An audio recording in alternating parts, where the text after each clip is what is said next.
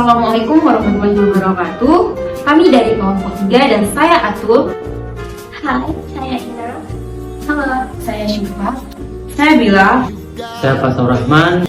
Halo, saya Mila. Saya Widayat. Saya Fawaz.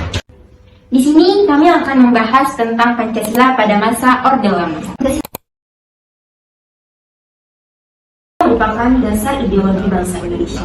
Pancasila berasal dari bahasa Sanskerta, yaitu panca dan sila. Panca artinya 5 dan sila artinya prinsip atau dasar. Oleh karena itu, Pancasila sering disebut 5 dasar atau 5 prinsip. Pancasila sebagai sumber dari segala sumber hukum yang ada di Indonesia. Dengan kandungan dan keterkaitan yang ada di antara sila tersebut sebagai kesatuan yang tidak bisa dipisahkan karena saling menjiwai satu dengan yang lain. Ini menjadi ciri khas bagi bangsa Indonesia yang telah melewati masa penjajahan hingga masa kemerdekaan. Ironisnya sekarang banyak warga Indonesia yang lupa dan asing dengan Pancasila itu sendiri. Dan ini menjadi tanda tanya besar, apa dan kenapa dengan bangsa ini. Terlebih lagi pada era reformasi sekarang yang arah dan tujuannya untuk menanggulangi secara bertahap dan terus menembus krisis yang berkepanjangan di segala bidang kehidupan.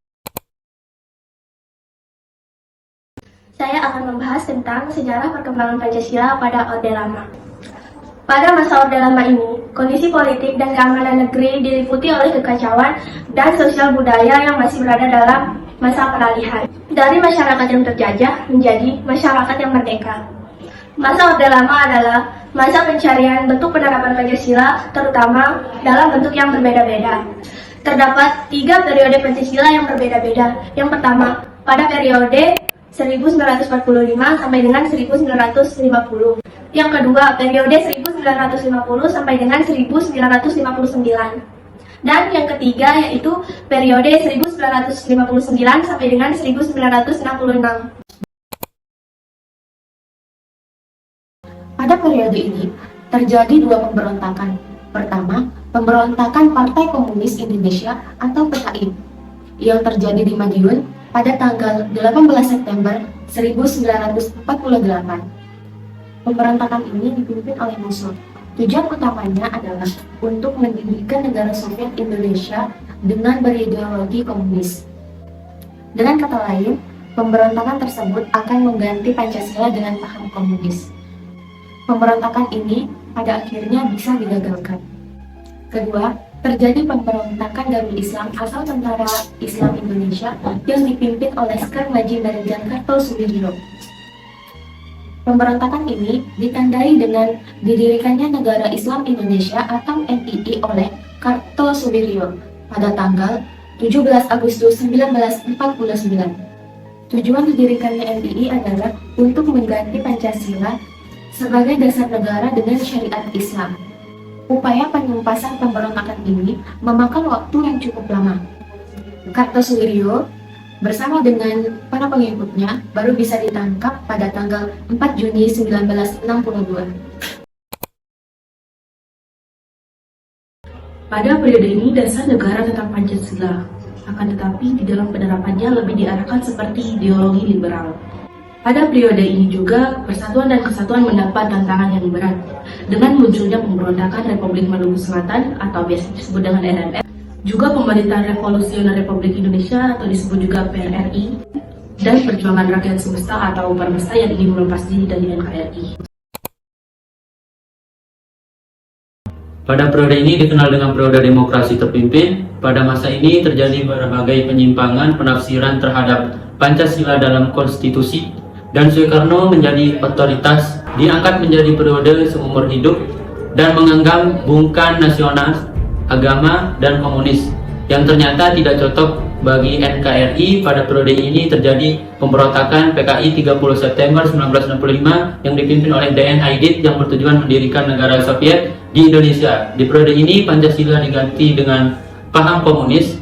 Pemberontakan ini bisa digagalkan dan pelakunya ditangkap. Di sini saya akan membahas tentang penyimpangan pada masa Orde Lama.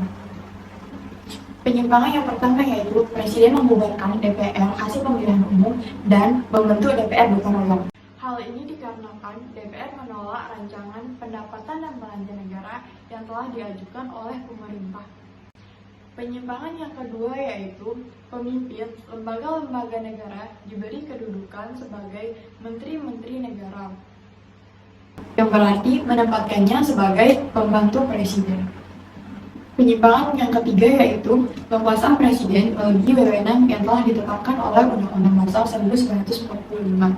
Hal ini terbukti dengan keluarnya beberapa presiden sebagai produk hukum yang setingkat dengan Undang-Undang Dasar tanpa persetujuan DPR. Penetapan ini meliputi yang pertama, penyederhanaan kehidupan partai-partai politik dengan dikeluarkannya penetapan Presiden nomor 7 tahun 1929, pembentukan Forum Nasional dan penetapan Presiden nomor 17 tahun 1999, pengangkatan dan pemberhentian anggota-anggota MPRS, DPR, dan MA oleh Presiden.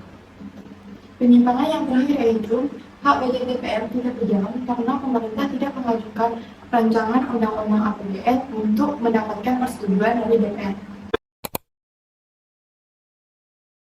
Kehidupan politik dan pemerintah sering terjadi penyimpangan yang dilakukan Presiden dan juga MPRS yang bertentangan dengan Pancasila dan UUD 1945. Artinya pelaksanaan UUD 1945 pada masa itu belum dilaksanakan sebagaimana mestinya. Hal ini terjadi karena penyelenggaraan pemerintahan terpusat pada kekuasaan seorang presiden dan lemahnya kontrol yang seharusnya dilakukan DPR terhadap kebijaksanaan-kebijaksanaan. Selain itu, muncul pertentangan politik dan konflik lainnya yang berkepanjangan sehingga situasi politik, keamanan, dan kehidupan ekonomi makin memburuk. Puncak dari situasi tersebut adalah munculnya pemberontakan akan G30 SPKI yang sangat membahayakan keselamatan bangsa dan negara. Mengingat keadaan makin membahayakan, Soekarno selaku Presiden RI memerintahkan kepada Lejen Soeharto melalui surat perintah 11 Maret 1966 untuk mengambil segala tindakan yang diperlukan bagi terjaminnya keamanan, ketertiban, dan ketenangan serta kestabilan jalannya pemerintahan. Lahirnya Super Semar tersebut dianggap sebagai awal masa Orde Baru.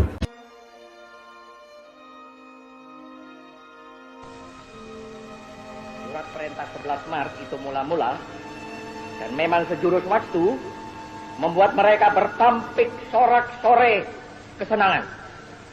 Dikiranya SP 11 Maret adalah satu penyerahan pemerintahan. Dikiranya SP 11 Maret itu satu transfer of sovereignty, of authority. Padahal tidak. SP 11 Maret adalah satu perintah pengamanan. Perintah pengamanan jalannya pemerintahan. Pengamanan jalannya ini pemerintahan. Demikian kataku pada waktu melantik kabinet.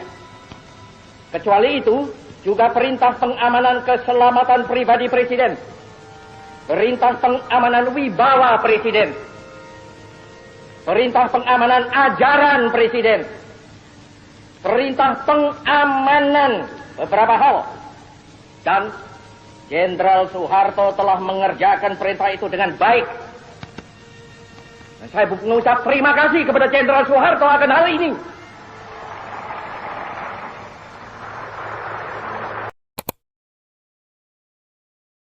Bahwa Pancasila sebagai dasar falsafah dan pandangan hidup serta sumber dari semua sumber hukum warisan yang digali dinilai budaya, adat serta kepribadian bangsa dan tidak ada yang salah dalam Pancasila. Banyak saja penjabaran pelaksanaan pada masa pemerintahan sebelumnya. Jadi topeng dan berkedok memegang kekuasaan saja pada masa reformasi yang sesuai dengan maknanya, maka tidak salah dan tepat bila kita harus kembali pada nilai Pancasila yang telah sekian lama menjadi asing dan jauh dari kehidupan kita sebagai bangsa. Pengalaman nilai Pancasila harus sering dan semangat reformasi merubah menuju tantangan masyarakat yang menandai adalah menjadi tonggak sejarah di masa keberhasilan reformasi. Justru pada keberhasilan mengembalikan kemurnian dan keutuhan serta pentasalisme di setiap warga negara Indonesia.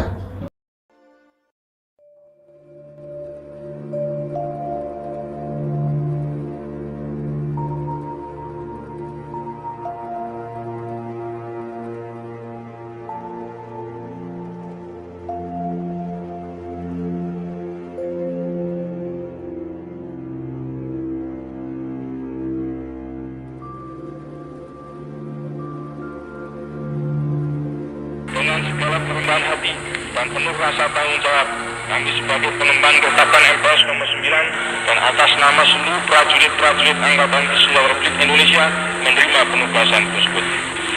Kami tidak dapat dan tidak akan menjanjikan apa-apa kepada majelis pemegang kedaulatan rakyat khususnya dan seluruh rakyat Indonesia pada umumnya, selain akan memberikan segala kemampuan kami untuk menyelesaikan Dwi Dharma dan catur karya kabinet Ampera dengan sekuat tenaga, dilandasi oleh tekad dan iktikat pengabdian kepada rakyat, bangsa, dan negara. Kami mohon doa restu dari pimpinan dan seluruh anggota MPRS. Kami mohon doa restu dari seluruh rakyat Indonesia. Kami akan melaksanakan keputusan-keputusan majelis. Tugas kita masih berat, tugas kita masih banyak yang harus diselesaikan, kesulitan-kesulitan masih harus kita hadapi. Marilah kita lebih giat bekerja untuk kepentingan rakyat. Orde Baru telah mencapai lagi suatu kemenangan besar yang prinsipil. Orde Baru pasti mencapai tujuan cita-citanya. Semoga Tuhan Yang Maha Esa memberi rahmat dan bimbingan kepada kita semuanya, seluruh rakyat Indonesia, dalam tujuannya mencapai masyarakat adil dan makmur berdasarkan Pancasila. Sekian dan terima kasih.